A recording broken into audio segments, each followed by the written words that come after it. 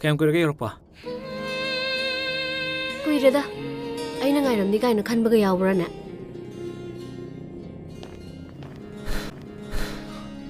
Nangsu ai thabak se khangin natro. Tamosu handak bot lepsile.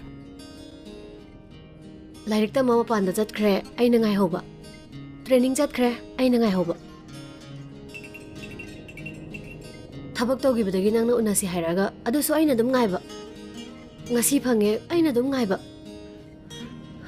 Aise nupa topam koi hobana pharadra khangdreda. As. Nang wasidi mi na handringai da. Ai na na chalo na phado maleda. Is nakutta so sinagrabani bungo. Mana hangba hijadraga. Nupa ne na.